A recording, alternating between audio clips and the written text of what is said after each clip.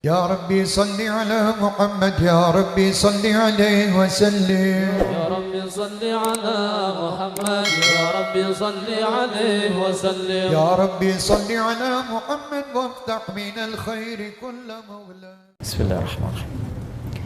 السلام عليكم ورحمة الله وبركاته. الحمد لله رب العالمين والصلاة والسلام على رسول الله الكريم وعلى آله وصحبه أجمعين. أما بعد فيا عباد الله أوصي نفسي وإياكم بتقوى الله فقد فاز المتقون فلا تموتن إلا وأنتم مسلمون. فقال تعالى يا أيها الذين آمنوا اتقوا الله حق تقاته ولا تموتن إلا وأنتم مسلمون.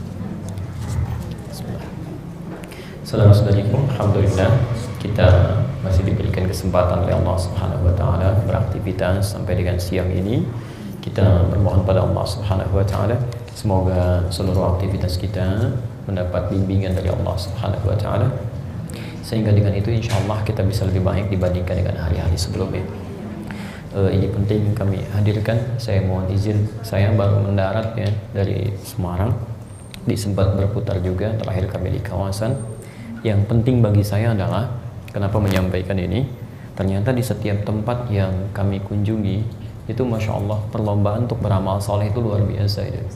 Jadi kalau kita tidak terfikir untuk berubah dengan cepat, itu kita ketinggalannya jauh ya, ketinggalannya sangat jauh ya. Karena itu saat Anda baru terfikir mau baca Quran hari ini, ada orang-orang yang sudah menghafalkan ayat yang mungkin Anda sudah baca itu. Saat Anda baru terfikir mengerjakan sholat di masjid, ada orang-orang yang sudah i'tikaf di masjid. Saat Anda baru berpikir i'tikaf di masjid, ada orang-orang yang bahkan sudah mulai berdiskusi tentang kebaikan di masjid. Dan itu juga berlombanya Masya Allah bukan hanya dengan orang-orang sepantaran kita, namun saya saksikan sekarang perlombaan itu menggema luar biasa sampai dengan anak-anak yang bahkan mereka belum sampai masa taklif gitu.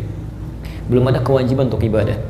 Anda bisa gambarkan ya, ada anak usia 4-5 tahun, Masya Allah sebelum azan maghrib ya 5:30 dia sudah mulai berlomba ke masjid dengan teman-temannya dan dia share dengan kawannya gitu kan.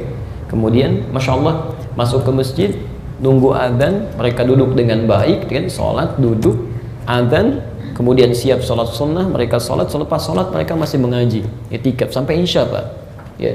Ba'da isya mereka sholat ya, setelah isya kemudian mereka evaluasi pelajaran mereka lantas pulang. Jadi kalau Anda misalnya untuk teman-teman yang ikhwan yang laki-laki baru terfikir ke masjid saat dipanggil oleh Allah lewat adzan di suara muadzin itu, kita kalah sama anak usia 4-5 tahun karena mereka datang ke masjid sebelum adzan berkumandang. Kalau Anda baru terfikir sholat maghrib saja, belum sempat terfikir untuk i'tikaf kebaikan, kita masih kalah karena mereka mengaji setelah itu.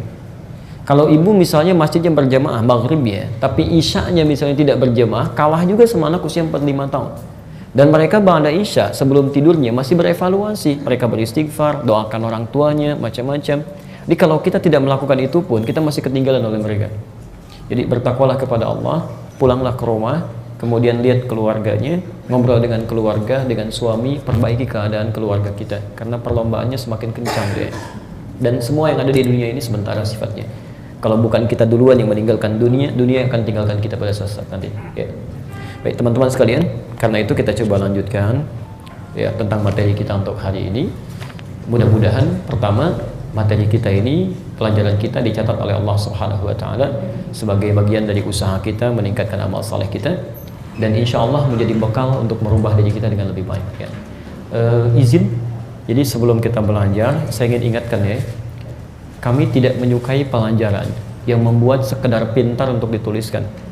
Ya, kami menginginkan pelajaran yang kita baca, kita pelajari bisa mudah untuk diamalkan. Karena ada orang-orang yang pandai mencatat, menghafalkan, tapi tidak ringan untuk mengamalkan. Itu tidak disukai. Ya, jelas di sini ya. Baik, karena itu kita niatkan karena Allah Subhanahu wa taala sehingga dengan itu Allah berikan ketenangan pada jiwa kita. Kalau sudah karena Allah itu nggak ada sekat, mau belajar dimanapun dengan ustadz manapun sepanjang baik pasti akan tenang gitu. Ya, jadi jangan Anda kira kalau pindah tempat jadi lebih menurun, tidak. Mungkin menurut Allah jadi lebih santai, kan? Lebih nyaman dan bisa lebih baik gitu ya, insyaallah. Dan kita teruskan ya bahasan kita. Kami masih menggunakan kitab yang sama ya dengan pertemuan yang lalu. Sebagian pertanyaan masih saya bawa dan saya selipkan di kitab ini. Ya.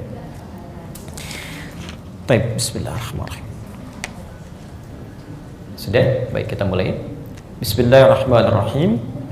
Masih dalam pembahasan surah Al-Fatihah di ayat yang ke-6 ya, pada pembahasan ihdinas siratal mustaqim kita akan mengurai tentang makna hidayah bagian kedua ya. Teman-teman sekalian, di sesi pertemuan yang lalu kita telah uraikan bagian pertama dari pengertian hidayah berdasar kitab yang telah kita baca ini ya, Tafsir Al-Wasit karangan Syekh Tantawi Jauhari ya. Baik, secara umum kami ingin berikan resum dulu sebentar. Kalimat ihdinas siratal mustaqim ya. Kalimat ihdinas siratal mustaqim kami turunkan.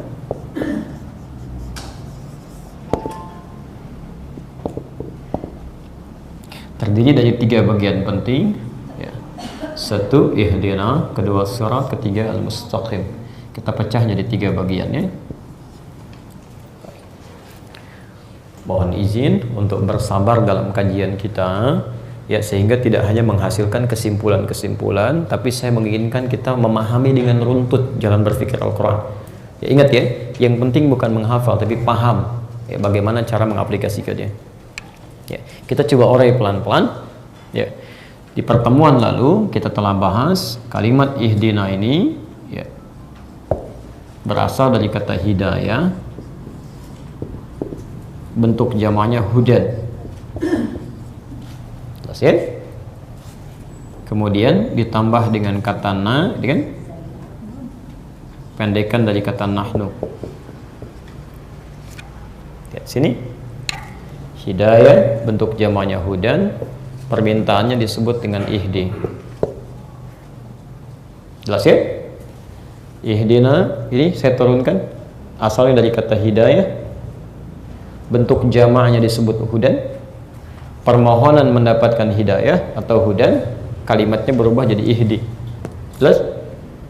Kalau sampai sini saja berarti kita khususkan untuk kita pribadi. Tapi kalau kita menginginkan kebaikan-kebaikan ini melekat tidak hanya bagi kita secara personal, tapi bagi orang-orang sekitaran kita, kerabat kita, keluarga, teman, tetangga, dan sebagainya, maka bentuknya mesti disandarkan dengan bentuk jamak ya. Jamak dari kata saya apa? Kami kan? Kami, kita ya. Dalam bahasa Arab disebut dengan nahnu. Kalau misalnya kita ingin singkat kalimat nahnu ini yang bisa disandingkan dengan kata kerja, ini kan kata kerja kan, permohonan. Ihdi, mohon berikan hidayah kepada kami. Kalau disebutkan ihdi nahnu kan nggak enak ya. Ihdi nahnu kan tidak nyaman gitu kan. Maka dalam bahasa Arab bisa disingkat dari nahnu menjadi na gini. Ya, jelas di sini? Baik, jadi maka menyatulah 2 kalimat ini menjadi seperti ini, ihdina. Ya, berikan hidayah kepada kami. Jelas di sini? Baik. Kalau Anda yang belum paham nanti beri catatan ya. Nanti saya coba uraikan, jangan tinggalkan ruangan ini sampai kita paham. Baik. Sekarang ini bagian pertama yang sudah kita bahas dulu, saya resum sebentar. Yang kedua, apa yang dimaksud dengan hidayah gitu kan? Sehingga tidak sekedar kita minta tapi tidak mengerti yang kita mintakan. Nah, di pertemuan lalu kita sudah bahas di antara makna hidayah itu bisa berarti satu dengan solusi dari persoalan yang kita jalani dalam kehidupan ya. Bahkan saya telah turunkan ayat-ayatnya juga kalau Bapak Ibu masih ingat dia. Baik, hati-hati teman-teman sekalian, pelan-pelan. Jadi hidayah bisa berarti solusi kehidupan dari semua masalah yang kita hadapi. Misal, maaf, ada kesulitan, bagaimana mendapatkan mudahnya. Sakit, bagaimana bisa sembuhnya. Rizki terhambat, bagaimana bisa lancarnya. Jadi semua masalah yang kita hidupi, yang kita hadapi, baik di rumah ataupun di luar rumah, ketika minta solusinya, maka Quran menyebutnya dengan apa? Hidayah, jamaknya apa? Hudan. Baik. Kita telah ambil contoh ini, diantaranya misal, isi Quran sendiri, Al-Quran, ya, disebut oleh Allah itu solusi hidup, ditemukan di Quran surah kedua ayat 185, posisi paling kiri di pertengahan ya. Mohon izin kalau agak cepat menyampaikan karena pertemuan lalu saya sudah urai sebagian besarnya. Perhatikan, ya, Allah menyampaikan syahrul ramadhan alladzi unzila fihi al-Qur'an, di bulan Ramadan diturunkan Al-Qur'an. Apa fungsi Quran itu? Hudan. Jelas ya? Hudan linnas, solusi bagi seluruh aspek kehidupan manusia. Baik, masih ingat hudan itu jamak atau bentuk tunggal? Jamak kan ya? Tadi masih ingat uraiannya? Hudan jamak dari hidayah, kan? Maka semua isi Quran jamak kan banyak ya? Nah, semua isi Quran dari Al-Fatihah sampai dengan An-Nas, sebetulnya itu semua solusi dari persoalan hidup kita. Anda bisa keluarkan Quran, terapkan dalam kehidupan, maka hidup akan semakin mudah. Ya, jelas di sini ya? Makanya di zaman Nabi ketika Quran turun, sahabat diarahkan untuk langsung belajar, hafalkan, bawa. Jadi yang dimaksud hafal itu bukan hafal ingat, tapi hafal untuk dihadirkan saat dibutuhkan. Awas, hati-hati ya. Menghafal Quran yang benar itu disebut dengan zikir. Zikir itu bukan sekedar hafal ya. Kalau cuma hafal itu namanya hafidh ya, hafal dari hafidha yahfadh, hafidh. Kalau cuma hafidh, jangankan kita, non muslim bisa menghafal Quran. Ada non muslim menghafal Quran, ada. Tapi kita saat menghafal Quran itu disebutkan oleh Quran sifat hafalannya dengan zikir. Zikir. Quran surah ke-54 ayat 17, ayat 22, ayat 32 dan ayat ke-40 ya. Quran surah ke-54 ayat 17, ayat 22, ayat 32, ayat 40. Lihat kalimatnya. Walaqad yassarnal Qur'ana lidzikri, bukan lilhifzi ya. Sungguh kami telah mudahkan Al-Quran itu untuk dihafalkan. Kalimat hafalannya menggunakan kata zikir. Ingat itu ya. Zikir itu segala aktivitas yang bisa mengingatkan kita dengan Allah ya. Jadi kalau Anda misalnya mau minum, ingat Allah, itu zikir. Mau duduk, ingat Allah, itu zikir. Mau bicara, ingat Allah, itu zikir ya. Beda antara orang yang beraktivitasnya ingat dengan Allah, yang belum ingat dengan Allah, itu lain ya. Orang kalau bicaranya ingat dengan Allah, dia tidak akan mencari kosakata yang tidak Allah ridhai ya. Sekarang kita temukan, dipertontonkan dengan gratis ya. Bahkan ada level-level orang-orang pintar yang bicaranya jauh dari ketentuan Allah ya. Semua agama sama, mengarah pada Tuhan yang sama dengan cara yang beda-beda. Itu Allah nggak suka ya. Dusta Allah nggak suka. Wailul lil mukadzibin, celaka bagi para pendusta. Mencela Allah nggak suka. Ya ayyuhalladzina amanu la yaskhar qaumin qaum. Hai orang-orang beriman, jangan saling mencela. Gibah Allah nggak suka. La yaghtab ba'dukum ba'dha, jangan saling mencela satu dengan yang lainnya, menggibahkan ya.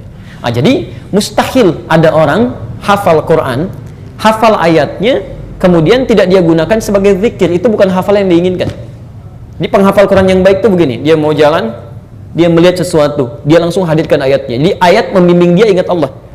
Dia mau melihat, oh saya pria, Quran surah ke-24 ayat 30, langsung di benaknya, langsung ke matanya tembusin ya. Wa qul lil mu'minina yaghuddu min absarihim, katakan pada pria-pria yang punya iman, hanya yang baik yang boleh dilihat. Begitu ada yang tidak baik, dia palingkan ya. Begitu dia mau bicara, dia ingat Allah, maka lisannya itu akan langsung mengeluarkan kosakata Quran ya. Maksudnya tidak akan mencari yang buruk gitu. Itu penghafal yang benar. Jadi kalau cuma hafal Quran tapi isi Qurannya tidak membuat kita mendapatkan manfaat dari situ, itu ada yang salah cara menghafalnya ya. Makanya Quran sendiri mengatakan, maaf ya Bapak Ibu sekalian, pertama penghafal Quran terbagi 3. Ada di Quran surah 35 ayat 32, posisi paling kiri sebelah atas ya. Sampai 33-nya kalau mau lengkap dengan surganya gitu kan. Bismillah. Saya mohon izin saya perluas sedikit ya. Quran surah 35 Fatir ayat 32 sampai 33. Ada? Saya langsung ke intinya saja ya.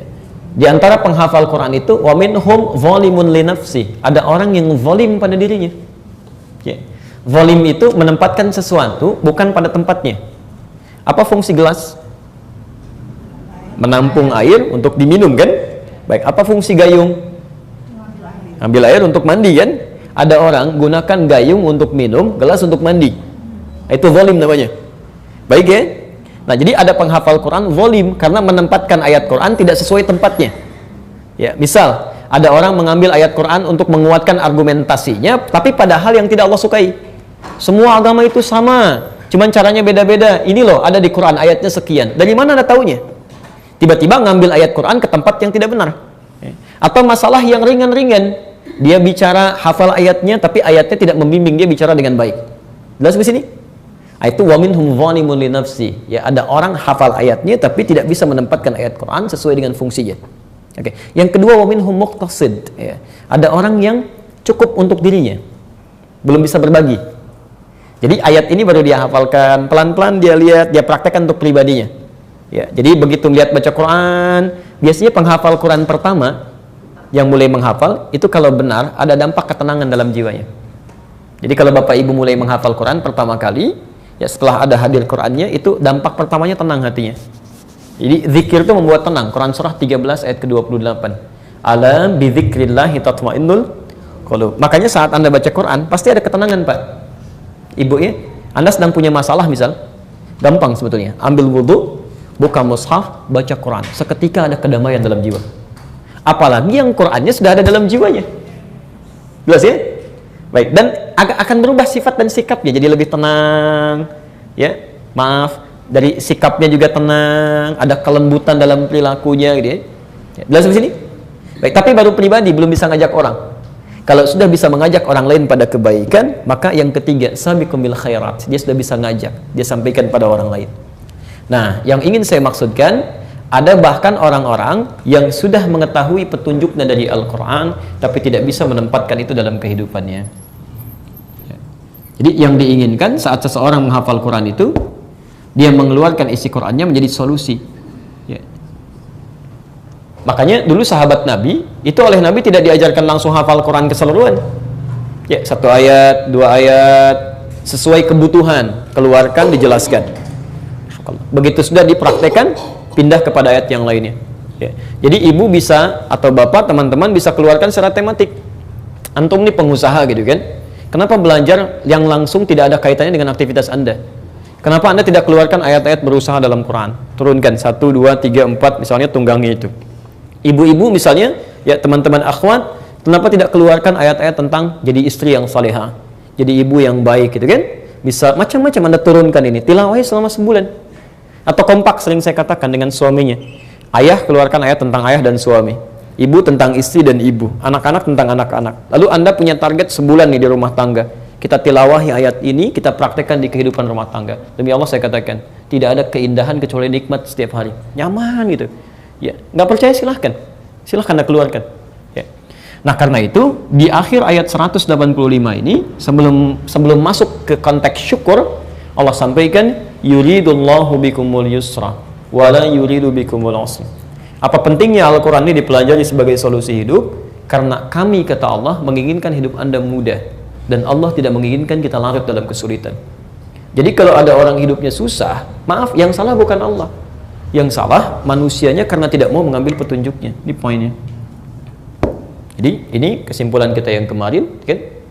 Yang kedua, hidayah juga berarti petunjuk yang memudahkan, petunjuk kemudahan.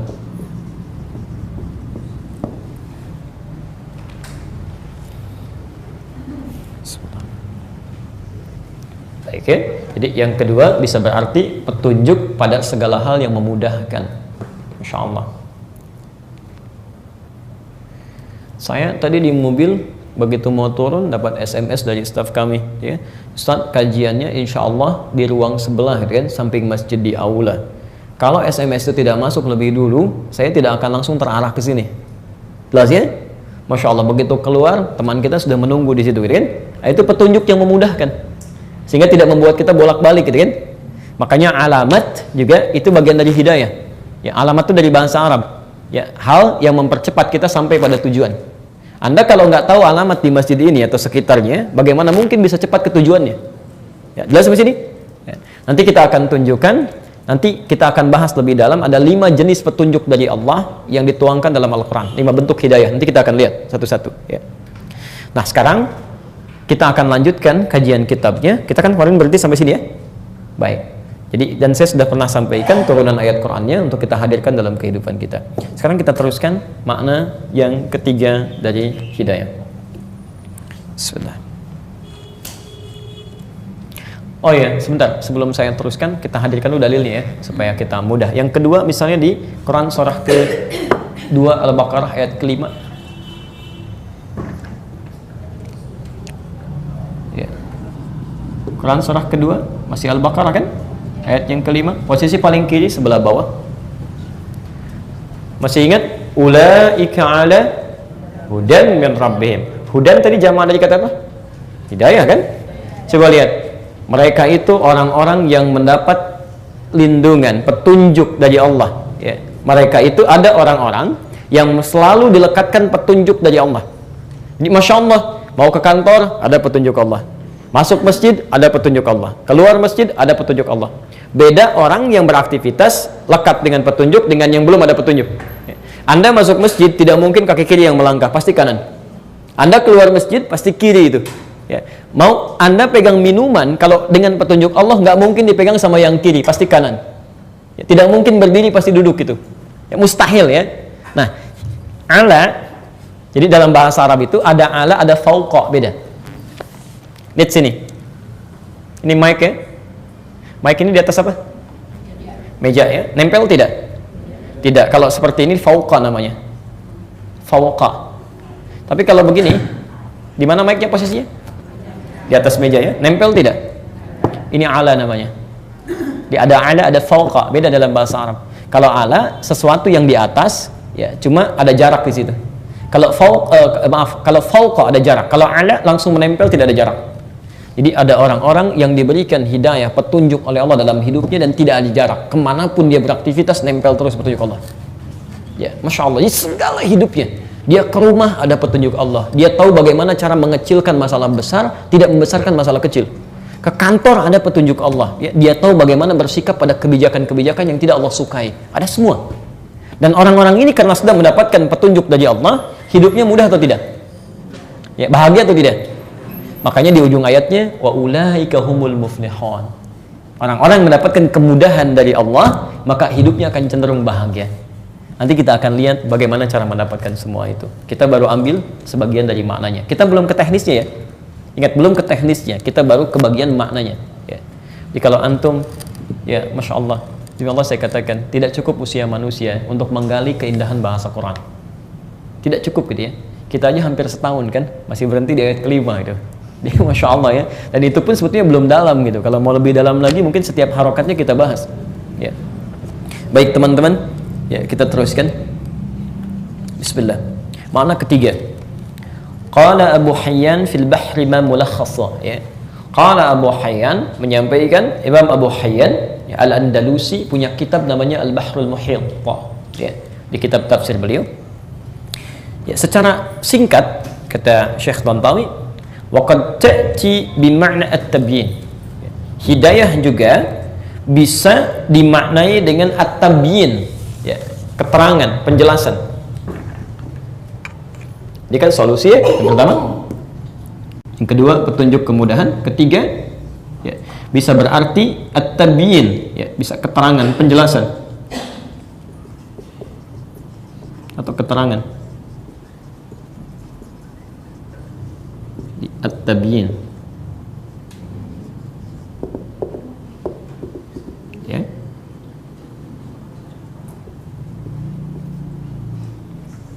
Pelan-pelan.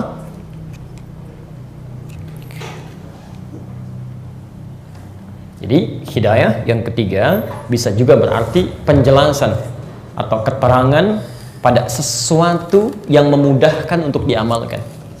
Ya. Keterangan atau penjelasan pada sesuatu yang memudahkan untuk diamalkan atau dikerjakan. Ya. Kadang ada sesuatu belum jelas, kita minta penjelasan supaya mudah dipraktekkan. Ya. Nah, penjelasan itu disebut dengan tabyin. Nah, di Quran kadang hidayah juga dipahami dengan makna ini. Ya. Karena fi qoulihi ta'ala, seperti firman Allah Subhanahu wa taala, sini disebutkan dalilnya. Ya. Wa amma thamuda fahadainahum. Ya, Masya Allah. Demikian juga dengan kaum Thamud kami berikan hidayah. Quran surah ke-41 ayat 17. Kita cantumkan dalilnya. Quran surah 41 ayat ke-17. Di sini enggak disebutkan ayatnya. Sudah? Fussilat ayat ke-17. Wa amma Thamud fahadainahum fastahabbul 'ama. Maka kaum Thamud pun yang menyimpang dari ketentuan Allah itu, ya, kami berikan hidayah. Ya. Bentuk hidayah di sini maksudnya pengajaran dari Nabi. Ya, diturunkan Nabi, diturunkan Rasul untuk memberikan arahan yang belum jelas dalam kehidupan mereka. Ini hukumnya begini, ini hukumnya seperti ini, gitu kan? Nah, jadi kalau misalnya Bapak Ibu mendapatkan pencerahan-pencerahan yang menjelaskan tuntunan agama kita atau dalam kehidupan, itu pun bagian dari hidayah. Secara ringkas begini, taklim sekarang pun ini bagian dari hidayah Allah. Jadi ada orang-orang yang mendapatkan hidayah dari Allah dengan mengikuti penjelasan-penjelasan yang disampaikan sampai runtut kepada para nabi dan rasul sebelumnya.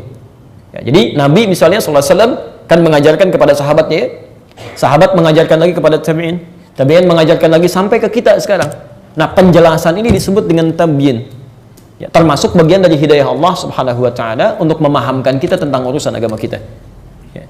Saya turunkan hadisnya dulu, di sini tidak ada, saya turunkan hadisnya supaya lebih dalam kajian kita sedikit. Satu hadis riwayat Misal Ibnu Majah nomor hadis 233. Kemudian kita ambil hadis riwayat Muslim. Ibu mau yang asli atau mau yang terjemahan?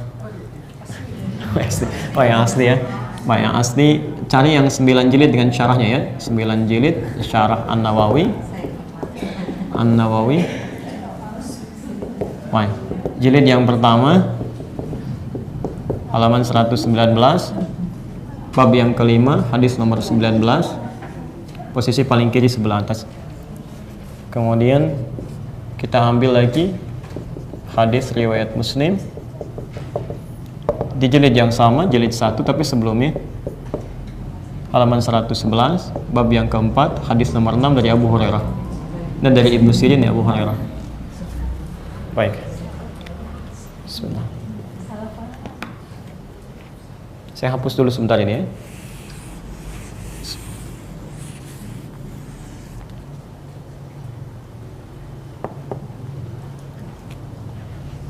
Kita turunkan ayatnya.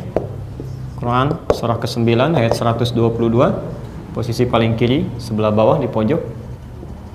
Quran surah ke-58 ayat 11, posisi paling kanan sebelah bawah pojok. Sudah, jadi saya turunkan dulu dalilnya, maksud saya supaya mudah untuk dipahami ya. Baik. Bismillah. Sudah?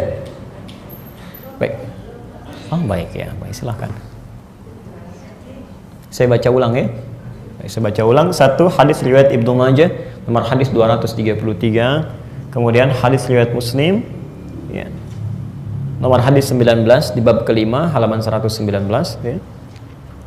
Kemudian hadis riwayat Muslim jilid 1 halaman 111, bab yang keempat hadis nomor 6, posisi paling kiri sebelah atas, dari Abu Hurairah. Cetakan tahun 2002 terbitan Darul Hadis, harganya 450.000. Baik, alhamdulillah. Saya beli tahun 2006 ya. Baik. 27 Juni di Kairo di Al-Azhar itu, samping toko Husainiyat. Baik, bismillah. Tidak ada yang istimewa, yang lain bisa lebih baik daripada itu. Yang penting poin paham ya, untuk bisa diamalkan. Baik, kita teruskan. Bismillah.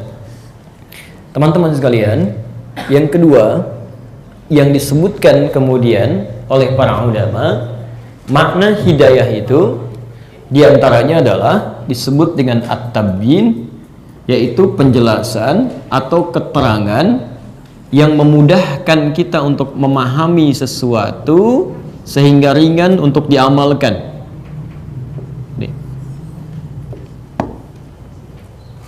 Di antara bentuknya kata para ulama yang lebih tinggi, awas hati-hati. Kalau ada penjelasan-penjelasan, ada penjelasan yang paling penting, yang paling tinggi derajatnya. Apa itu? Adalah penjelasan seputar aturan-aturan dalam Islam, disebut dengan syariat. Jadi kalau misalnya Anda ingin belajar tentang sesuatu, ingin paham tentang penjelasan sesuatu, maka ada yang harus diutamakan, yang paling prioritas. yaitu memahami tuntunan atau kejelasan tentang tuntunan aturan agama kita, disebut dengan syariat. Ya. Maaf, bagaimana caranya dari bangun tidur sampai dengan tidur lagi, bagaimana cara sholat yang benar, bagaimana cara ibadah yang benar, bagaimana cara bermuamalah yang benar. Ya, jelas di sini. Nah, semua ketentuan ini seringkali disebut oleh para ulama pelan-pelan dengan nama ta'lim, itu kan yang kita kenal itu.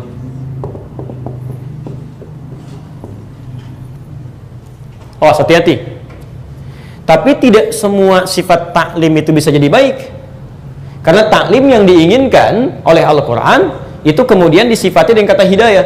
Wa amma thamuda fahadainahum. Bahkan kaum Thamud pun yang telah sesat itu kami kirimkan orang untuk mengajar. Nah, ketika menggunakan kalimat hidayah, maka taklim yang disampaikan bukan sembarang taklim, tapi isinya mesti mendekatkan seseorang lebih dekat dengan Allah Subhanahu wa taala. Menjadikan seseorang lebih paham tentang tuntunan agamanya, menjadikan seseorang lebih kuat tentang tuntunan imannya. Jadi kalau ada orang memberikan penjelasan Anda tentang agama, tapi tidak lebih membuat Anda dekat dengan Allah, ada yang salah dalam penjelasannya. Kalau ada orang memberikan keterangan pada Anda, tidak membuat diri kita meningkat keimanannya, ada yang keliru di situ.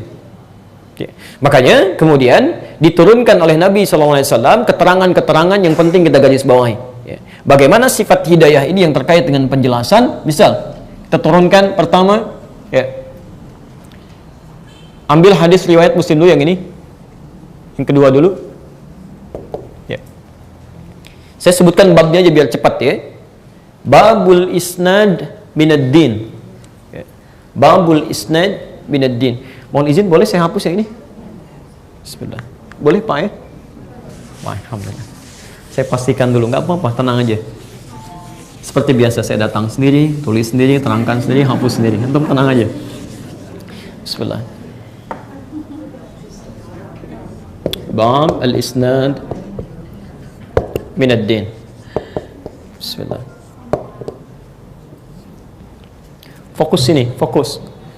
Bab, satu pembahasan, ya. Al-isnad, ingat ada isnad, ada sanad. Dalam ilmu hadis ya. Bapak Ibu sekalian pernah dengar hadis ini? Innamal a'malu binniyat. Pernah dengar? Baik, riwayat siapa hadisnya? Siapa? Baik, Umar bin Khattab. Baik, Masya Allah. Ibu pernah ketemu Umar? Tidak, antum tahu dari mana itu dari Umar? Umar kan nggak pernah nyampaikan kepada Anda. Baik, kita dengar dari orang-orang yang pernah bertemu dengan Umar kan? Umar kemudian mendengar dari Nabi kan? Nah, runtutan orang-orang yang dari masa kita terus sampai ketemu Umar bin Khattab radhiyallahu taala anhu sampai kepada Rasulullah sallallahu alaihi wasallam itu disebut dengan sanad. Jelas? Baik, jadi dalam hadis itu selalu sebelum isinya pasti ada orangnya tuh. An Abi Hurairah, dari Abu Hurairah kan? Abu Hurairah menerangkan pada generasi setelahnya sampai diterima oleh kita sekarang melalui kitab-kitab hadis. Itu disebut dengan sanad ini. Jelas di sini? Kalau kemudian itu dibahas dalam bentuk keilmuan, ya ilmu pengetahuan maknanya begini, dan dari sisi pengetahuan untuk dijelaskan, maka istilahnya berubah dari sanad menjadi isnad. Jelas di sini? Baik. Maksudnya begini, kalau Anda menerima riwayat ya dari Nabi ada hadis begini misalnya kan? Baik. Kita kan tidak bertemu Nabi langsung kan? Tapi lewat orang-orang tertentu sampai kepada Nabi. Nah, itu keterangannya. Ya, hadisnya disebut dengan apa tadi runtutannya? Baik, runtutan orangnya sampai kepada Nabi disebut dengan sanad. Pelan-pelan. Kalau kemudian Anda pelajari isi sanad ini sampai diterangkan begini kualitasnya terus sampai kita paham, ya, itu disebut dengan isnad namanya. Runtutan keterangan yang menerima dari keterangan sebelumnya. Al-Bukhari punya guru menerima dari guru sebelumnya, diterangkan begini maknanya. Jelas? Gurunya belajar dari sebelumnya diterangkan maknanya begini, bukan cuma orangnya tapi menerangkan tentang isi-isinya. Itu disebut isnad sampai ke Nabi SAW. Sekarang perhatikan, diberikan bab di hadis Sahih Muslim dari referensi yang kita tuliskan tadi, bahwa lihat sini, belajar agama dengan urutan sampai sumbernya tersumber kepada Nabi itu minad din, sama pentingnya dengan isi agama itu sendiri, sama pentingnya dengan praktek ibadah di agama itu sendiri. Contoh, pelan-pelan. Di agama kita ada tuntunan sholat? Ada. Misal perintah salat. Ya. Agama kita apa? Tahu dari mana? Masya Allah, Quran surah ke-3 ayat 19. Inna dina indallahil Islam. Jadi din yang diridai oleh Allah apa namanya? Islam. Baik, pelan-pelan. Dalam Islam ada perintah salat? Ada, bahkan menjadi rukun kan? Rukun keberapa? Kedua. Ada yang bilang kedua, ada yang bilang ketiga. Masya Allah. Baik, rukun keberapa? Tahu dari mana? Hadis Muslim nomor hadis ke-8, kan? Hadis Muslim nomor hadis ke-8. Di Al-Arba'in nomor hadis yang kedua. Mal Islam anta syahada an la ilaha illallah wa anna Muhammadar Rasulullah wa tuqimas shalah, dan kau mendirikan salat. Sekarang perhatikan. Ada petunjuk di agama kita, tunaikan salat. Baik, pelan-pelan. Kemudian Anda belajar cara salat, itu kan? Semua orang bisa belajar, tapi dalam riwayat ini pelajaran Anda mesti dipastikan tersambung kepada Nabi. Kalau Anda salah belajar, maka akan berpengaruh pada cara salat yang keliru. Makanya kata para ulama, belajar yang benar, isnad ini, cara belajar yang benar, itu akan menentukan benar tidaknya cara kita ibadah dalam agama. Anda salah belajarnya, maka akan keliru cara praktek ibadahnya. Saya beri contoh yang cepat ya. Di zaman Nabi, pernah terjadi di awal masa Islam. Awal masa Islam. Ya, ada orang sahabat ingin cepat sholat, tapi belum belajar sempurna. Ya, ditemukan di hadis Al-Bukhari nomor hadis 751, 757, di hadis Muslim nomor hadis 397. Babnya babul musifis shalah, bab tentang orang yang sholatnya bermasalah. Ya. Qila ja'a rajulun ila Nabi sallallahu alaihi wasallam, dikisahkan datang seorang lelaki pada Nabi sallallahu alaihi wasallam. Fadakhala ila al-Masjidin Nabawi, maka masuk ke Masjid Nabi. Fa shalla bi jambin Nabi, kemudian salat di samping Nabi. Masya Allah. Setelah selesai, sallama yaminan wa syamalan, dia salam ke kanan dan ke kiri. Faqala lahu Nabi sallallahu alaihi wasallam, dikomentari oleh Nabi sallallahu alaihi wasallam, "Shalli fa innaka lam tusalli." Anda silakan salat lagi karena Anda belum salat. Namanya Khalid Az-Zuraiqi. Khalad, bukan Khalid. Khalad Az-Zuraiqi. Kata Nabi, Anda salat lagi, Anda belum salat. Fa'ada salata thalatha marat. Dia mengulang salatnya sampai 3 kali. Faqala lahu Nabi sallallahu alaihi wasallam mithla ma kana. Maka Nabi sallallahu alaihi wasallam mengulangi kalimat yang sama dengan sebelumnya. Anda tolong salat lagi, Anda belum salat. Ya, lihat kalimat orang ini. Faqala, maka dia berkata, ya Rasulullah, ma uhsinu ghairah. Ya Rasulullah, saya tidak bisa lebih baik lagi daripada yang ini. Alimni, tolong ajarkan saya. Maka diajarkan oleh Nabi sallallahu alaihi wasallam cara salat dari mulai wudunya. Idza qumta ila shalah asbighul wudu. Kalau Anda mau salat sempurna, sempurnakan wudu. Begini caranya. Famastaqbilal qiblah, lalu menghadap ke arah kiblat. Kemudian dari takbir sampai dengan salamnya. Dari situ Nabi mengatakan, lihat kalimatnya sampai sekarang kita pahami. Sallu kama ra'aitumuni sholli. Salatlah Anda seperti persis melihat saya salat. Baik, jadi kalau kita mau salat, kita nggak boleh sembarangan. Sahabat Nabi saja pernah salat. Ini sahabat Nabi, hidup di zaman Nabi, salat di masjid Nabi, di samping Nabi. Kata Nabi, tolong ulangi salat kamu. Ini Anda bukan sahabat Nabi, tetangga Nabi juga bukan, keponakan juga Nabi tidak, gitu kan? Bukan salat di masjid Nabi, tidak di samping Nabi, lalu kita merasa benar dengan salat kita. Agak aneh. Agak aneh gitu kan? Nah, orang ini pastikan kata Nabi, dia belajar dengan Nabi. Pastikan salat kita seperti melihat Nabi. Sekarang pertanyaannya, siapa yang pernah lihat Nabi? Di mimpi barangkali? Mimpi aja nggak ketemu Nabi, bagaimana bisa salat dengan benar?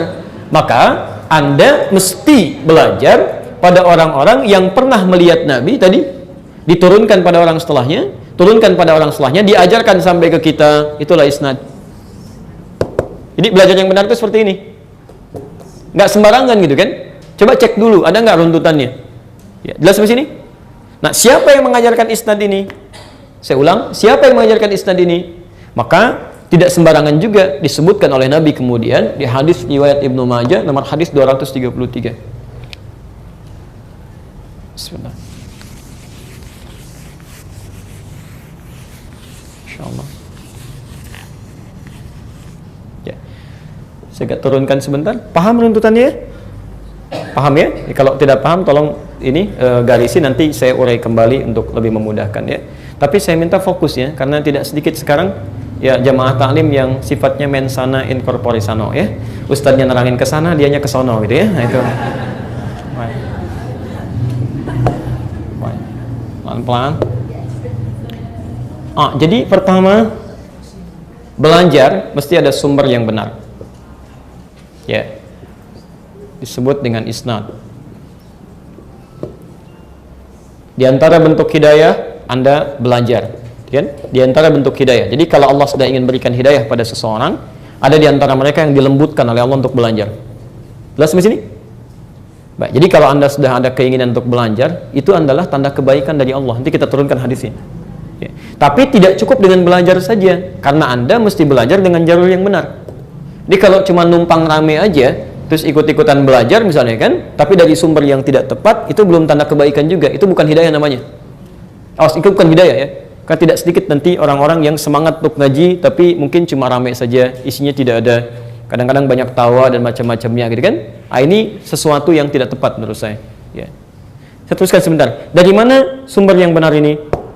Maka dijelaskan oleh Nabi di sini, langsung cepat ke ujungnya saja. Ya. Wa innal ulama warathatul anbiya. Jelas kalimatnya langsung. Ya. Kata Nabi, sungguh para ulama itulah pewaris para nabi dalam ilmunya. Ya. Jadi kalau Anda misalnya, maaf, ingin belajar tentang agama kita yang memberikan petunjuk-petunjuk pada kebaikan, maka yang dicari ini ulama.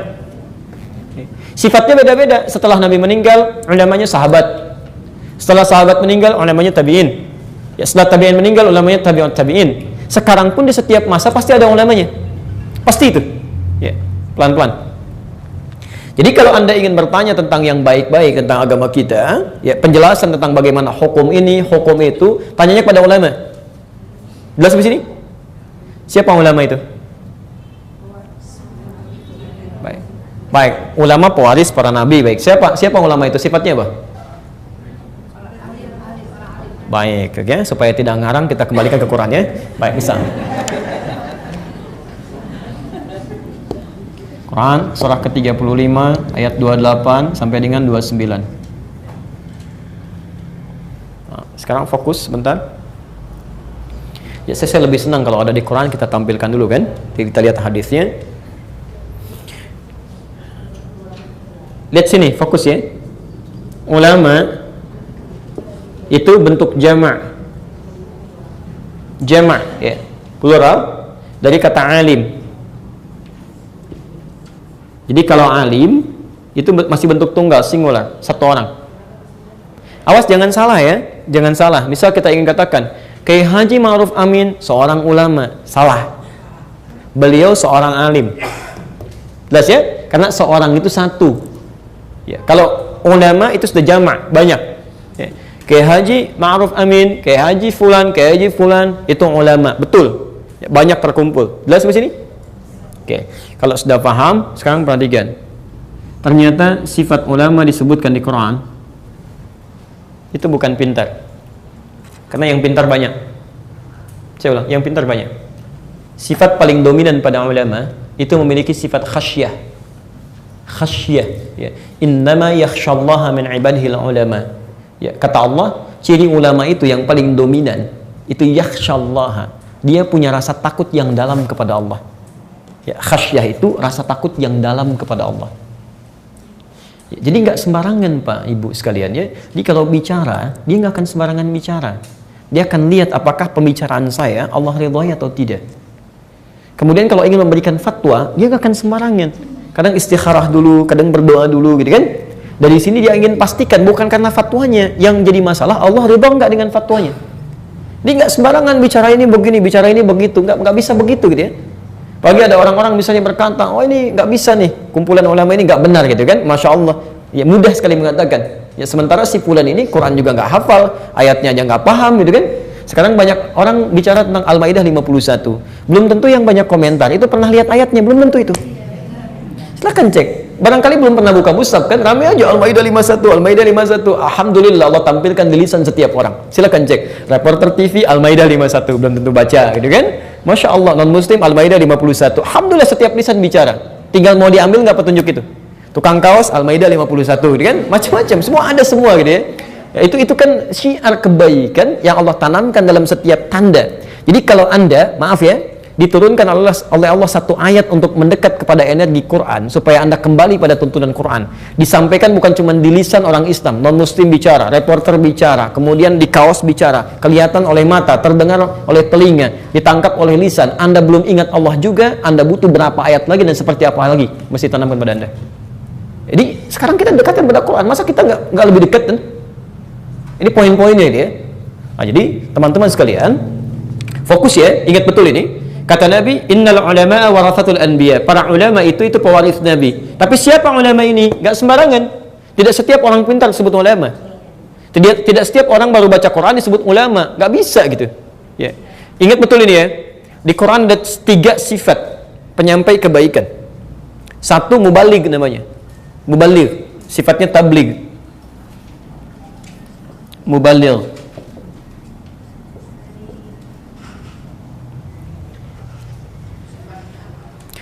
Sifatnya disebut tabligh, ya, tabligh, ya. Mubaligh itu artinya penyampai yang menyampaikan sesuatu. Pesan yang disampaikannya disebut dengan tabligh. Ya. Misal, Anda sepulang belajar dari sini, kemudian menyampaikan pesan-pesan ini kepada keluarga atau teman-teman terkait, maka seketika Anda menjadi mubaligh, penyampai pesan. Dan tidak harus pakai peci dulu, pakai jorban, tidak usah ya. Yang Anda sampaikan itu sudah mubaligh otomatis. Kecuali ada nuansa yang lain gitu kan. Saya mau jadi mubaligh dulu misalnya kan, pakai tidak. Anda kembali sampaikan, Anda share di Facebook, Anda mubaligh gitu kan. Baik, jelas ya? Jadi kecuali dalam konteks tertentu. Yang kedua, Anda sudah mengajak orang. Jadi kalau mubaligh cuma menyampaikan, ya, nggak tentu ngajak. Ya, saya tadi belajar ini yang saya pelajari. Anda sampaikan pada orang misalnya, itu tabligh. Tapi kalau Anda sudah mengajak, yuk ke masjid, kan? Ayo kita begini, ayo kita begitu, ajakan pada kebaikan, maka berubah menjadi da'i namanya. Da'i. Sifatnya disebut dakwah. Da'i. Sifatnya disebut dengan dakwah. Masya Allah.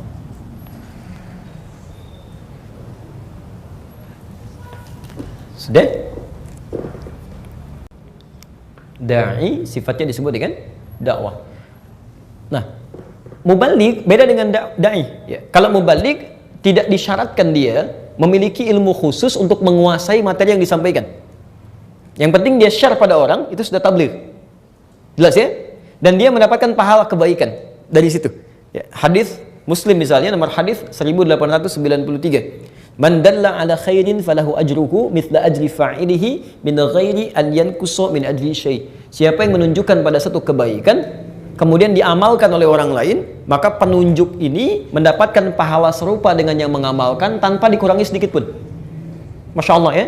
Anda punya misalnya gambaran sekarang belajar tentang keutamaan sholat 5 waktu. Anda share misalnya di Facebook gitu kan. Lalu ada orang lihat status Anda atau share Anda, lalu dia amalkan, dia jaga itu. Setiap dia menjaga amalannya, Anda mendapatkan pahalanya. Tidak cukup dengan amin, praktekkan dulu gitu ya. Kalau cuma amin-amin saja nggak akan dapat ya. Jadi Anda tuliskan dulu. Ya, ini aneh ya. Kalau Anda bisa berbuat yang baik-baik, kenapa menulis yang tidak bermanfaat itu? Ya Anda bisa tuliskan yang baik-baik. Waktu sholat sekarang kan, Anda cuma nyampaikan aja. Sekitaran Kelapa Gading gitu kan, subuh jam sekian, zuhur jam sekian, sampai isya jam sekian. Teman Anda begitu melihat, oh ya saya belum sholat ya, dia sholat. Itu begitu dia sholat, Anda mendapatkan pahalanya tanpa dikurangi sedikit pun. Ya. Jadi kalau Anda bisa menulis yang baik, ngapain nulis yang gak bermanfaat? Mendung, mendung, kirim aja kan? Ngapain kita kerjaan? Kita manfaatnya gitu kan? Nah. Okay. Apalagi nulis-nulis yang tidak benar kan? Ya, Anda lihat teman agak beda sedikit, jalannya nggak nyapa, Anda tuliskan. Kenapa sih harus curhat pada orang yang tidak ada urusannya dengan Anda? Kalau Anda punya masalah dengan orang tertentu, langsung pada orangnya. Anda lewat di sini, teman lewat, tidak nyapa Anda bisa tegur, Assalamualaikum, kok buru-buru, gitu kan? Bisa sapa aja, daripada prasangka yang tidak baik. Anda tulis, nggak nyangka dia seperti itu, Anda sedang nyangka tuh. Nggak nyangka ya, Anda sedang nyangka gitu ya. Jadi buang sesuatu yang nggak bermanfaat, diselesaikan dengan baik ya. Jelas di sini? Baik, jadi teman-teman sekalian, yang pertama itu mubaligh, kedua da'i itu mulai ngajak. Kalau ngajak itu minimal punya ilmu dakwah. Walaupun ilmu tentang fikihnya itu belum dalam. Jadi kalau Anda ingin ngajak orang, ya pertama Anda memahami esensi yang Anda ajak. Misal, Anda ajak orang ke masjid gitu kan?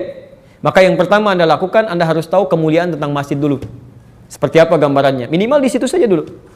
Lalu Anda belajar cara mengajak orang lain supaya diterima dengan nyaman, diajak dengan santun, dan dia senang menunaikan ibadahnya. Maka turunlah di situ Quran, surah ke-16 ayat 125. Ya. Ini nggak sembarangan. Anda pengen ngajak orang tapi nggak tahu caranya. Lebih baik diam dulu gitu. Ya. Ud'u ila sabili rabbika bil hikmah. Ya. Ajaklah orang yang belum paham tentang ketentuan Allah ke jalan Tuhanmu dengan hikmah, bijak. Ya. Di situ sebelum nasihat hikmah dulu, Pak. Silakan cek nasihat itu nomor 2. Ya. Wal mau'izatil hasanah itu urutan nomor 2, 1 itu hikmah. Ya. Hikmah itu punya 2 arti. 1, kesesuaian antara perilaku dengan perkataan. Ya, kesesuaian antara perilaku dengan perkataan. Jadi kalau Anda ingin ngajak orang, Anda praktekkan dulu. Ya, praktekkan dulu. Jadi sesuai antara perkataan kita dengan perbuatan kita. Ke masjid yuk, gitu kan? Ayo ke masjid, pahalanya banyak. Anda sendiri nggak pernah ke masjid.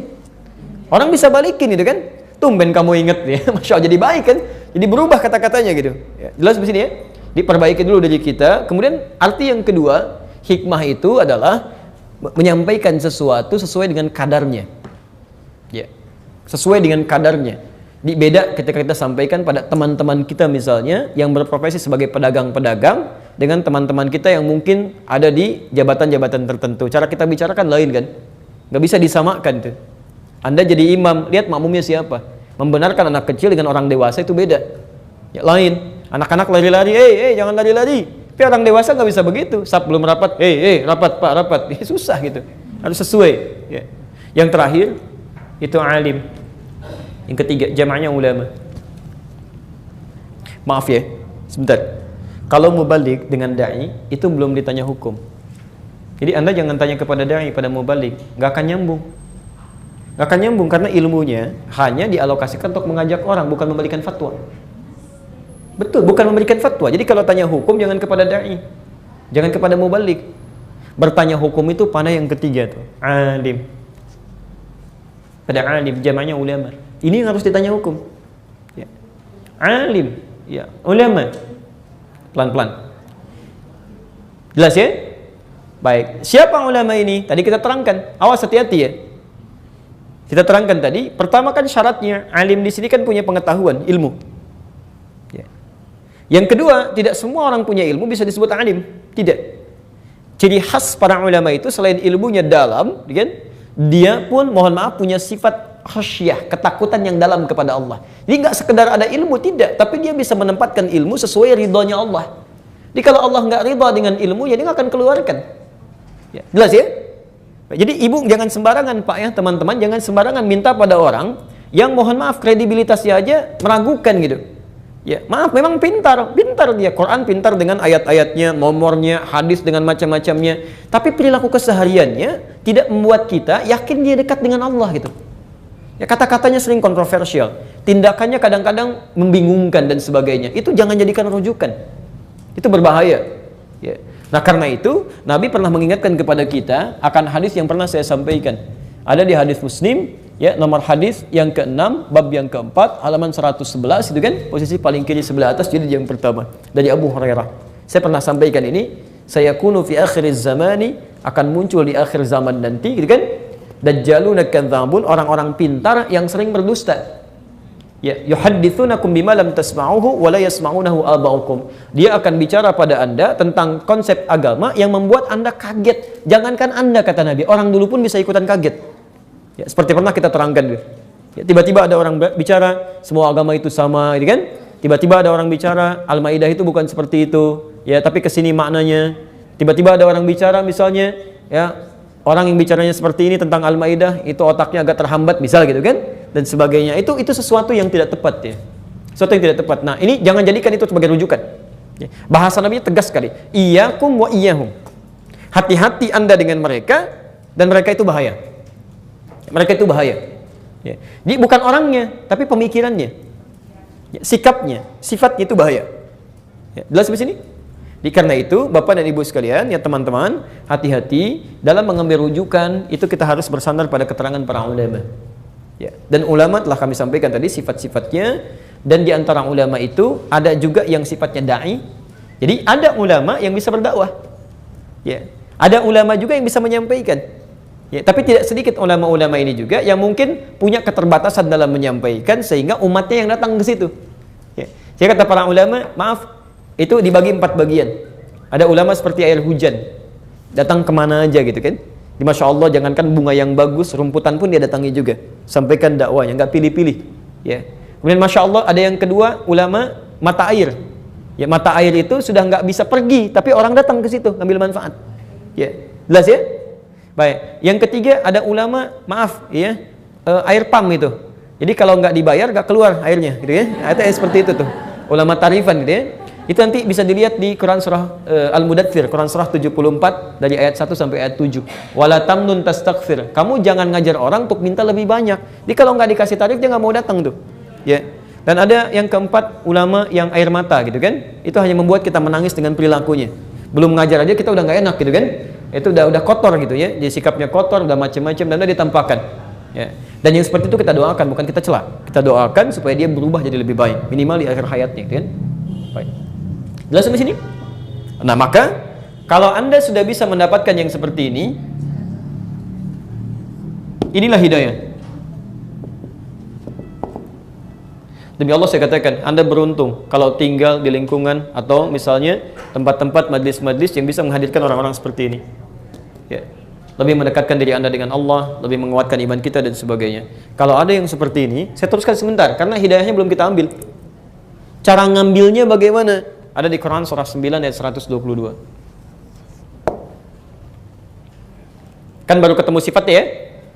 Hidayahnya ada, orangnya ada, tapi Anda salah dalam mengambilnya, Anda nggak akan dapat manfaat juga. Baik, saya agak cepat sedikit. Cara mengambilnya disebut dengan fiqih. Wa ma kana al-mu'minuna liyanfiru kaffah. Tidak semestinya semua orang sibuk berjuang semua. Jadi kalau Anda misalnya mendapati di lingkungan Anda ada ulama seperti ini, ada yang baik gitu kan, jangan jadikan semua aktivitas kesibukan kita untuk ngejar-ngejar yang lain aja, berjuang semua. Ya. Ini ayat turun pada saat di zaman Nabi ada seruan jihad dengan fisik karena saat itu sedang marak sekali gitu ya, butuh pembelaan-pembelaan. Itu begitu ada panggilan jihad semua keluar. Orang dewasa, anak kecil gitu kan, untuk support macam-macam. Ada yang laki-laki, ada yang perempuan. Hampir semua kegiatan itu ditinggalkan, pokoknya jihad. Turun ayat ini. Ya. Lihat keterangannya. Kata Allah jangan semua pergi ke sana. Mesti dibagi. Falaula nafara min kulli firqatin minhum ta'ifah liyatafaqahu fid din. Mesti ada sebagian dari satu keluarga komunitas itu, walaupun nggak semuanya, sebagian yang belajar tentang agamanya. Jadi kalau konteks jihadnya sudah nggak ada dalam konteks peperangan fisik, maka jihad diterjemahkan dalam aktivitas harian kita. Anda yang para ikhwan laki-laki bekerja itu jihadnya di situ. Ibu yang merawat rumah tangga, anak-anak macam-macam jihadnya di situ. Dari mulai mengandung, melahirkan, merawat. Jika Anda wafat dalam perihal mengandung dan sebagainya, itu Masya Allah, fisabilillah. Fisabilillah gitu kan? Baik, jadi Bapak juga sama. Kalau Anda niatkan bekerja karena Allah, kemudian Anda wafat di situ, itu fisabilillah. Ya. Bahkan nanti yang paling hebat, ketika Anda tidak ada peperangan fisik, Anda memilih untuk belajar misalnya, itu pun bagian fisabilillah yang serupa nilainya dengan jihad fisabilillah dengan fisik. Jadi kalau Anda meninggal dalam perjalanan untuk belajar, itu sudah dihitung fisabilillah sama dengan yang berjuang ke medan perang. Ya, berdasar keterangan ayat ini. Nah, saya mau teruskan sebentar. Jadi kata Al-Quran, jangan sampai kita sibuk gitu kan dalam kehidupan kita, lupa belajar tentang memperbaiki agama kita. Mesti ada yang belajar. Kalau di rumah ada 5 orang, ya jangan semua, nggak harus semuanya. Ya misal 2 orang belajar, kan? Atau minimal kirim perwakilan. Sehingga yang sibuk-sibuk ini yang selainnya itu bisa mendapatkan share ilmu dari yang belajar untuk semua mendapatkan pencerahan yang sama. Lihat ujungnya. Waliyunziru qaumahum idza raja'u ilaihim. Supaya yang belajar ini bawa kembali ilmunya pada yang tidak belajar, la'allahum yahdharun, supaya punya pencerahan yang sama semuanya. Jadi kalau Anda misalnya ada ulama yang baik, ya, ada guru-guru yang baik, manfaatkan. Masa dalam sepekan gak ada waktu untuk belajar? Ya. Nabi saja, Muhammad SAW, itu Masya Allah, dalam sepekannya masih belajar dengan malaikat Jibril. Selevel Nabi masih belajar juga gitu. Dan beliau siapa? Beliau Rasul, Nabi, orang paling takwa, surganya jelas, kesalahannya dijaga, surga tingkat tinggi. Masya Allah. Ya, saya, kita, Anda gitu kan, bukan nabi, bukan rasul, surga belum jelas, amalan berantakan, hisab menegangkan, nggak mau belajar, kan agak aneh. Nabi dunianya sukses, beliau pemimpin, panglima, presiden juga gitu kan, Masya Allah, pengayom segala hal dalam kehidupannya, dan sukses, belajar juga. Anda bukan presiden, bukan panglima, dia bukan pemimpin, Masya Allah gitu kan, nggak mau belajar, agak aneh. Nabi keluarganya juga sukses, beliau istrinya 9 hidup dengan beliau, 2 meninggal duluan, 2 berpisah dengan beliau, masih belajar. Anda istri 1, ada yang jomblo gitu kan, belum mau belajar juga, kan aneh gitu kan. Saya tidak membahas yang tinggi-tinggi ya, tidak. Maksudnya, ayo berapapun yang ada dalam keluarga kita, ya, itu jaga anak-anak, ya, itu semua amanah dari Allah. Ya, amanah dari Allah. Tapi jangan lupakan harus lebih baik untuk belajar. Ya. Jelas ya? Baik, jangan disimpulkan berbeda ya. Pulang dari sini yang diingat kalimat yang aneh-aneh gitu ya. Ya. Pak, saya tidak mengajarkan, kita baru Al-Fatihah, kita belum bahas yang lain-lain ya. Baik. Teman-teman sekalian, jadi saya tutup dulu sebentar, nanti kita buka diskusi. Jadi yang pertama sifatnya fikih. Fikih itu paham. Saya ulang, fikih itu paham. Lihat tafaqahu fid din, supaya belajar memahami agamanya. Jadi yang diinginkan oleh Allah, Anda belajar dari ulama ini, itu paham. Baru jadi hidayah. Kalau cuma belajar tidak memahamkan Anda, belum jadi hidayah. Anda ta'lim nih, nggak jelas apa yang mau dibahas kan? Nggak ada isinya misalnya, itu bukan hidayah. Bukan hidayah. Makanya dilarang oleh Quran, Anda mengikuti aktivitas apapun tanpa ada dasar pengetahuannya. Quran surah 17 ayat 36. Quran surah 17 ayat 36.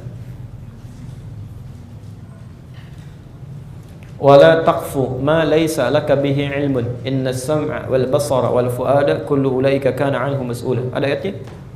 Wala taqfu ma laysa laka bihi ilmun. Jangan pernah ikuti segala sesuatu yang tidak ada dasar pengetahuannya. Apapun itu. Maaf, sekalipun itu kegiatan sederhana ya. Misal, alhamdulillah. Anda diajak teman nih, yuk ikut. Lu, Anda tanya, kemana? Udah nanti aja lah, pokoknya ikut dulu. Itu kalau kaidah Quran nggak boleh.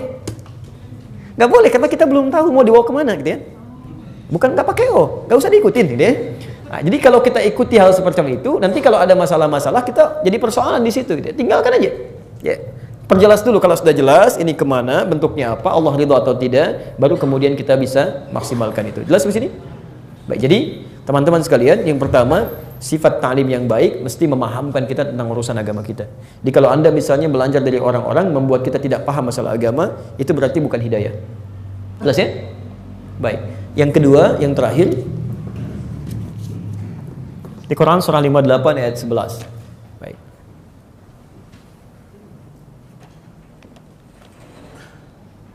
Pelan-pelan. Ada isyarat di ayat itu, ya ayyuhalladzina amanu idza qilat lakum tafassahu fil majalisi fafsahu yafsahillahu lakum. Baik Bapak Ibu sekalian, biasanya kalau para ulama itu berkumpul di mana? Ngajar di mana? Majlis ya. Makanya ada majlis ta'lim kan? Baik, apa artinya majlis? Baik ya, majlis itu dari kata jalasa. Apa artinya jalasa? Bukan sekedar duduk, tapi asal kata jalasa itu berpindah dari posisi rendah ke tinggi. Misal Anda duduk di bawah, saya katakan pindah ke kursi, maka orang Arab katakan ijlis. Ijlis. Tapi kalau posisi tinggi pindah ke rendah, saya berdiri kemudian saya duduk, itu namanya qu'ud, dari kata qa'ada. Makanya orang sholat yang nggak bisa berdiri itu duduk. Bahasa Qurannya pakai qu'ud. Alladzina yadhkurunallaha qiyaman wa qu'udan. An-Nisa ayat 103, fa idza qadaytumus salata fadhkurullaha qiyaman wa qu'udan. Bukan julusan. Nah, tempat orang duduk bukan sekedar duduk, tapi mengangkat dari sesuatu yang rendah ke tingkat yang tinggi disebut dengan majlis. Dari kata jalasa. Ya, majlis. Majlis ta'lim, gitu kan? Maksudnya kenapa disebut majlis ta'lim? Taklim yang Anda ikuti bisa mengangkat posisi Anda, menaikkan derajat Anda dari yang rendah ke yang tinggi. Ketika kalimat ini dijamakkan, majlis jamaknya menjadi majalis. Saya ulang ya. Majlis jamaknya apa? Majalis, kan? Ya. Ketika dijamakkan bentuknya, lihat kalimatnya. Idza qila lakum tafassahu fil majalis, itu artinya bukan hanya satu, banyak. Nah, ayat Qur'annya mengatakan kalau Anda menemukan tempat-tempat taklim yang bisa mengangkat derajat Anda lebih baik, itu share. Sampaikan ke yang lain. Beritahukan.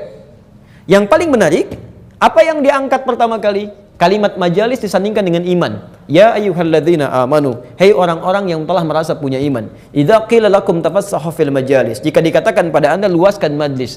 Kalimat majlis dijamakkan, disandingkan dengan iman. Kata para ulama, ini ingin memberikan kesan bahwa majlis yang baik itu minimal majlis yang memahamkan kita tentang agama kita sehingga mengangkat iman kita dari sebelumnya. Jadi kalau antum ikut taklim tidak mengangkat keadaan iman Anda lebih kuat dari sebelumnya, ada yang salah sifat taklimnya. Termasuk Anda belajar dengan saya dimanapun. Kalau pelajaran yang saya sampaikan tidak membuat iman Anda lebih kuat dekat dengan Allah, saya salah dalam mengajar. Ya, lebih baik Anda belajar pada ustadz lain, tinggalkan saya gitu. Selesai gitu kan? Baik, dan saya cukupkan sampai sini materinya. Jadi belajar dengan siapapun itu ukurannya. Jadi jangan sampai Anda belajar tapi Anda nggak jadi lebih baik gitu kan? Apalagi Anda belajar pada orang yang tidak memuliakan Tuhan Anda, salah. Allah dia cela gitu kan? Rasul dia cela. Anda belajar pada orang itu, bagaimana Anda mengambil faedahnya? Mustahil. Ya. Makanya sekarang banyak orang aneh, Pak. Banyak orang aneh. Masa orang belajar Islam pada orang yang tidak berakidah Islam? Ya, dia beriman aja enggak, kita belajar pada orang itu, bukan kita, dia belajar pada orang itu, kan salah gitu kan? Ada orang belajar sholat pada orang yang tidak pernah sholat, gak nyambung. Makanya pulang-pulang ke Indonesia jadi pada aneh. Silahkan cek jadi pada aneh, semua agama sama, tidak harus sholat, yang penting ingat Allah. Aduh, jadi bikin bingung gitu kan? Ya, jadi yang seperti itu sudah, jadi itu nggak tepat jadi rujukan. Ya, jelas di sini ya? Baik, jadi saya kira terang keterangan kami bahwa petunjuk yang terbaik itu adalah ketika petunjuk itu, hidayah itu bisa menerangkan tentang agama kita, membuat kita lebih dekat dengan Allah dan paham tentang keadaan agama kita. Anda kurang apa lagi gitu kan? Tempatnya enak, nyaman, ustaznya datang, namanya hidayah juga gitu kan? Anda belum bisa mendapatkan kebaikan, saya yang pamit ya. Bismillah. Ustaz, bolehkah tidak membaca qomat ketika mau sholat? Baik. Baik, yang pertama, iqamah itu sebetulnya bukan qomat ya, tapi iqamah gitu. Qomat itu singkatan orang kita. Ya, iqamah, aqama yuqimu iqamatan. Ya, iqamah. Ya, cuma orang kita suka nyingkat-nyingkat. Biasanya awalnya dihilangin, ujungnya disebutin gitu kan. Baik, kami kalau di Arab olahraga misalnya kan, ya Ali bawa bola, minta Muhammad ngoper, dia akan sebutkan sempurna. Muhammad ta'al waz'ahna. Muhammad datang, oper sini oper. Orang kita enggak, mad oper gitu kan.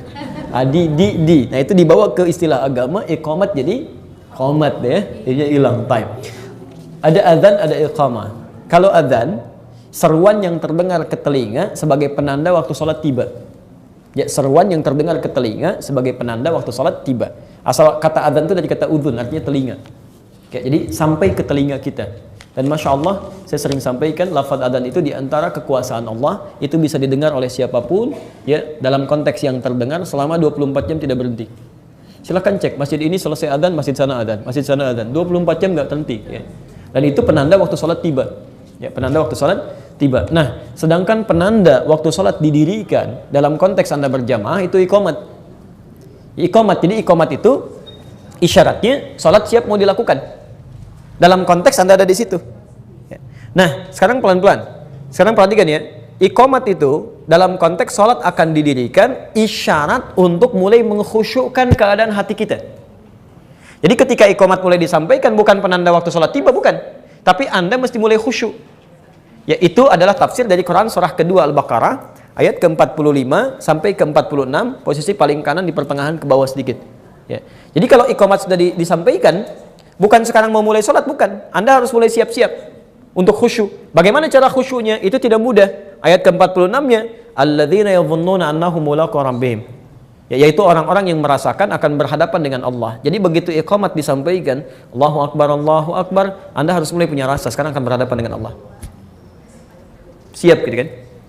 Ya, Abu Bakar itu As-Siddiq, sahabat Rasulullah SAW, itu Masya Allah, begitu iqamat dikumandangkan beliau akan takbir, itu sampai seringkali menangis gitu ya, makanya beliau ketika diminta jadi imam oleh Nabi, beliau katakan, ya Rasul jangan saya pribadi yang sering menangis gitu ya. Jadi bayangkan, ini manusia mulia, sahabat Nabi, amalnya banyak, begitu mengangkat tangannya mengucapkan kalimat Allahu Akbar, masih takut membawa kesalahan dan dosa dalam hidupnya karena berhadapan dengan Allah ya. Anda berhadapan dengan seorang pemimpin, sekarang diundang misalnya kan 2:30, Insya Allah jam 4 itu ada undangan dari Menteri Agama ke Masjid Jami yang dekat di sini mana? Ada di dekat mall itu. Musyawarah ya, ada undangan jam 4 itu Bapak Ibu sekalian, undangan dari Menteri Agama, kita berkumpul sekaligus nanti ada pembagian mushaf yang ingin kita disampaikan oleh beliau kepada kita. Kalau Anda mau bergabung gitu kan. Baik. Kira-kira ganti pakaian atau seperti ini penampilan? Enggak, ini cuma cerita, bukan asli ada itu, bukan. Ini cuma cerita kisah saja. Anda misalnya ada undangan kondisi. Baik, saya tegaskan sekali lagi, undangannya tidak ada, bukan formal. Ini cuma cerita kalau ada seperti ini. Masya Allah. Baik. Jadi kan luar biasa ya, Anda siap-siap dulu kan. Apalagi yang dipanggil Anda kan, penampilan akan baik kan macam-macam. Apalagi yang panggil Allah. Masa dipanggil manusia aja begitu? Undangan manusia Anda macam-macam gitu kan. Undangan Allah kenapa penampilan kita biasa-biasa? Makanya orang-orang yang betul-betul khusyuk saat iqamah itu dikumandangkan, dia akan berpenampilan terbaik. Quran surah 7 ayat 31 gitu kan? Ya bani Adam khudhu zinatakum inda kulli masjid. Hai anak cucu Adam, setiap ada panggilan siap dari masjid, kenakan pakaian terbaikmu. Anda ketemu orang, mandi dulu, bersih-bersih, minimal cuci muka. Ketemu Allah, pasti wudunya sempurna. Quran surah 5 ayat yang ke-6. Posisi paling kiri sebelah atas. Ya ayyuhalladzina amanu idza qumtum ila shalah faghsilu wujuhakum, dan seterusnya ayat. Ya kan? Nah, setelah itu apa? Yang paling penting, kenapa Anda mesti siapkan pakaian terbaik ketika bertemu Allah dalam sholat? Kenapa Anda mesti berwudu sempurna? Karena, teruskan ayatnya, wa annahum ilaihi raji'un. Wa annahum ilaihi raji'un. Anda kalau semakin sore nih, agak mendung gelap, kalau dengar kalimat raji'un, raji'un, apa yang terbayang? Raji'un, apa yang terbayang? Taib, inna lillahi wa inna ilaihi raji'un, misalkan? Baik, biasanya diucapkan dalam keadaan apa? Baik, teman-teman sekalian, sekali lagi, apa artinya adzan? Kita kan sholat dipanggil oleh Allah lewat adzan kan? Baik, apa artinya adzan tadi? Baik, panggilan. Baik, yang panggil siapa? Allah. Baik, saya beri gambaran gini. Pak Dedi dipanggil Allah. Apa artinya? Oke, baik. Maaf, saya mau tanya, yakin kita akan meninggal? Kapan? Baik, mungkin hari ini? Baik. Nggak punya pilihan ya? Karena itu 5 kali dalam sehari kita diingatkan, kamu itu kenapa sih terlampau sibuk? Kamu akan pulang, kamu meninggal gitu. Kamu sibuk apa sih sampai kurang bekalnya untuk pulang? Ya seakan-akan diingatkan, kamu bisa kapan aja pulang gitu kan. Tidak ada yang paling indah meninggal kecuali ketika sedang menghadap Allah Subhanahu wa Ta'ala. Anda sedang sujud gitu ya. Demi Allah saya katakan, di 10 Al-Muharram yang lalu ada seorang ibu sedang puasa. Masya Allah, jemaah ta'lim, dia bukan ustazah gitu ya, salah satu komplek. Dan kami datang untuk mendoakan juga. Itu Masya Allah Pak, ada asar menjelang maghrib menyiapkan bukaan. Orangnya puasa sedang menyiapkan bukaan.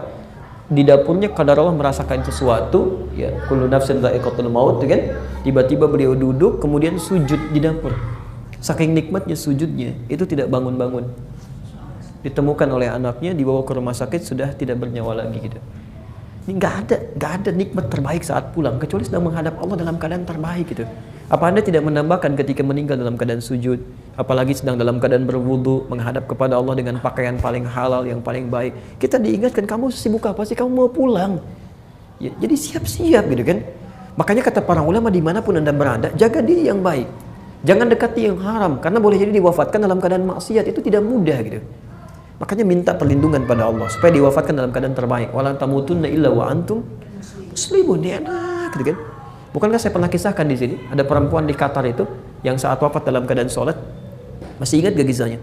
Ya, ada seorang perempuan taatnya luar biasa. Di hari pernikahannya Pak, dia sudah didandani dengan pakaian luar biasa. Ya, kemudian dia di make up. Begitu mau diperkenalkan, adzan Isya berkumandang. Ibunya datang. Nah, ayo kita keluar. Kata anak, ya ma, hanal waqt, tiba panggilan Allah. Nida lis shalah. Kata ibunya, itu bisa diakhirkan, tamu sudah menunggu. Kata anak, ya ma, izinkan saya sholat dulu katanya. Kalau kamu sholat, tuh make upnya bisa habis lagi. Kata anaknya, ma, izinkan saya memenuhi ketaatan kepada Allah. Ibunya marah keluar mengatakan, kamu tidak taat dengan mama. Dia ditutup, anak ini wudu lagi. Subhanallah gitu ya, Masya Allah. Kemudian dia wudu, ya make upnya kemudian luntur. Sebagian dia sholat.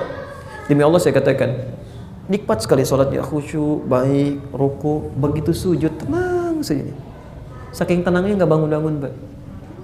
Manusia menginginkan dia menjadi pengantin dunia, Allah menginginkan dia jadi pengantin bidadari akhirat. Manusia menginginkan dia berdandan dengan make up dunia, kata Allah lunturkan semua itu, karena kamu akan pulang menjadi bidadari akhirat. Jadikan make up akhirat sebagai make upmu, ganti dengan wudu. Kita nggak tahu kapan kita pulang. Tapi perempuan ini sujud dalam keadaan terbaiknya, sholat dan pulang kepada Allah.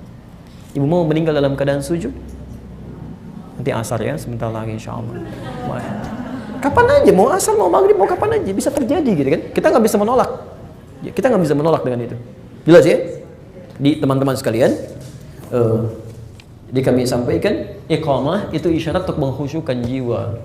Ya, dalam keadaan sholat berjamaah. Jadi kalau anda sholat sendirian, mau iqamah boleh, silakan, mau tidak, nggak ada masalah. Tapi kalau sholat berjamaah itu mutlak disampaikan untuk peringatan kepada keseluruhan. Karena kalau sholat sendirian, yang ganggu paling cuma setan dengan anda. Ya, nafsu. Tapi kalau sholat berjamaah bisa terganggu dengan yang lain. Ya, mungkin anda sudah khusyuk, yang lain handphone belum dimatikan. Ya, macam-macam dan sebagainya. Karena itu kemudian diingatkan melalui iqamat, kemudian ditegaskan oleh imam, khusyukkan, rapatkan, luruskan dan seterusnya. Jelas ya? Baik. Saya jawab satu ya di antara yang tiga ini supaya memberi kesempatan pada yang lain. Mohon izin, barangkali saya bacakan dulu sebentar. Saya ada sesuatu yang harus diistirahatkan gitu ya. Baik, nanti coba kita lanjutkan kemudian. Sebentar. Pandangan Ustaz atas demo aksi bela Islam kemarin di antara kami Muslimin Indonesia berbeda pendapat. Saya sudah sampaikan di dalam YouTube, bisa diruntut keterangan kami yang tentang syiar itu ya. Silahkan dicek dan masing-masing beramal sesuai dengan kebaikannya dan jangan saling mencela satu dengan yang lainnya. Ya.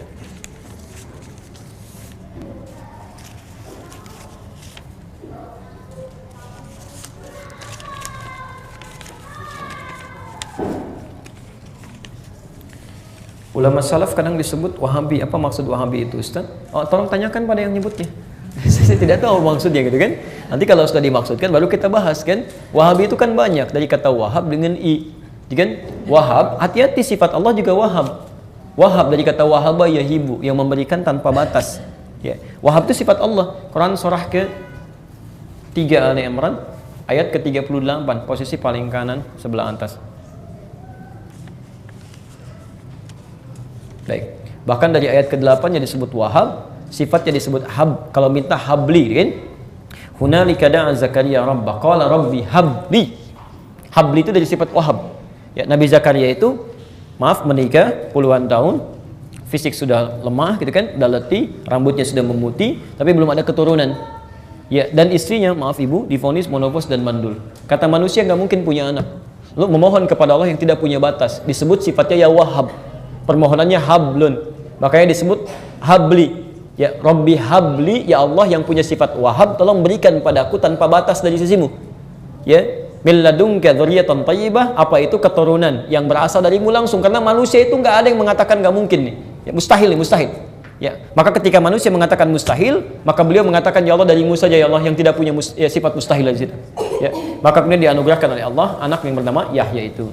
Nah, sifat manusia, misal sifat manusia yang ingin bermohon kepada Allah dengan mengikuti tuntunan Allah, misalnya salah satunya sifat-sifat kebaikannya yang tidak punya sekat itu, maka tambah i di ujungnya.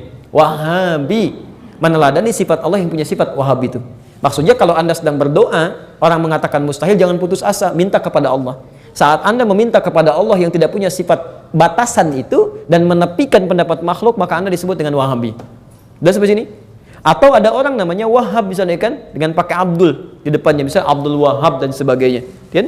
Lalu Anda ikuti paham orang ini karena dia baik misalnya, dia mengajarkan kebaikan, dia mengajarkan kebaikan-kebaikan, contoh yang baik, Anda jadi pengikutnya. Maka pengikut dalam bahasa Indonesia bahasa Arab ditambah i, ya nisbah namanya.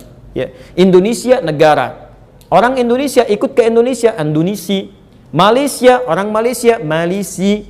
Amerika, orang Amerika, Ameriki. Filipina, orang Filipina. Tuh, gampang kan? Tambah i ujungnya. Brazil, orang Brazil. Tunis, orang Tunis. Masya Allah, gampang kan? Ya. Bekas, yang punya bekas-bekas. Jangan ngaco, awas, itu ngarang. Itu ngarang ya, itu ngarang. Jadi tidak selalu bisa ditempatkan di tempat yang tertentu. Nah, terus ada orang mau ikut ini, maka disebut Wahabi.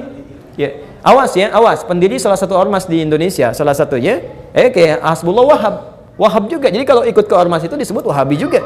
Kalau mau mengistilahkan istilah-istilah ini, saya punya keyakinan kuat orang-orang seperti ini bahkan nggak jelas gitu kan, mau memberikan istilah apa. Jadi tolong perjelas dulu, baru dari situ kita tafsirkan. Ya sebenarnya apa yang dimaui kan? Baik. Teman-teman boleh kita cukupkan dulu. Oke, nanti barangkali insya Allah saya simpan ini izinnya. Barangkali pertemuan selanjutnya adalah pertemuan terakhir kita, Bapak Ibu sekalian. Jadi nanti di akhir pertemuan di berikutnya saya akan bahas ini saja dengan mengevaluasi materi-materi yang pernah kita bahas. Nah, itu mungkin pertemuan kita terakhir. Mohon maaf sebesar-besarnya untuk tahun ini. Tahun ini kan akhir tahun pertemuan berikutnya. Bulan depan kan Desember kan tahun terakhir. Jadi nanti di akhir tahun insya Allah kita jawab ini. Kita tidak ke materi dulu, kita jawab ini dulu, termasuk evaluasi yang mungkin pernah kita pelajari. Nanti berikutnya insya Allah kita mulai lembaran baru dengan membahas dan meneruskan kajian kita. Baik, mohon menyampaikan informasi. Insya Allah nanti besok malam kita ada live streaming dari Bekasi. Waktunya ba'da maghrib sampai ba'da isya. Itu kemungkinan juga akan disiarkan oleh TV-TV lain ya, yang insya Allah menyiarkan kebaikan-kebaikan khusus agama dia. Nanti bisa bergabung di Akhir TV, akhir.tv. Nanti insya Allah juga mudah-mudahan teman-teman di parabola yang lain bisa disalurkan ke situ. Kasusnya sangat penting yang akan dibahas tentang isu-isu kontemporer, ya terutama kajian linguistik, masalah pakai atau tidak pakai, gitu kan. Salah satunya akan kita bahas tentang itu dari kajian analisis bahasanya. Baik, itu satu. Yang kedua, izin saya menutup dengan memberikan nasihat. Mohon mulai saat ini pulanglah ke rumah, perbaiki keluarga masing-masing, kemudian koreksi keberadaan kita dan buat capaian-capaian yang baik sebelum kita kembali kepada Allah Subhanahu wa taala. Dan mohon saling mendoakan dalam kebaikan dan jauhkan berbagai hal yang bisa mengurangi pahala-pahala kebaikan kita. Kami kira itu yang disampaikan. Mohon maaf kalau ada sesuatu yang kurang berkenan, yang benar dari Allah dan Rasulnya. Kalau salah itu mutlak kesalahan saya, mohon dimaafkan. Ingat, tinggalkan pendapat saya yang keliru, ambil pendapat ustaz yang lebih baiknya. Subhanakallahumma wa bihamdika asyhadu an la ilaha illa anta astaghfiruka wa atubu ilaik. Assalamualaikum warahmatullahi wabarakatuh. يا ربي صل على محمد يا ربي صل عليه وسلم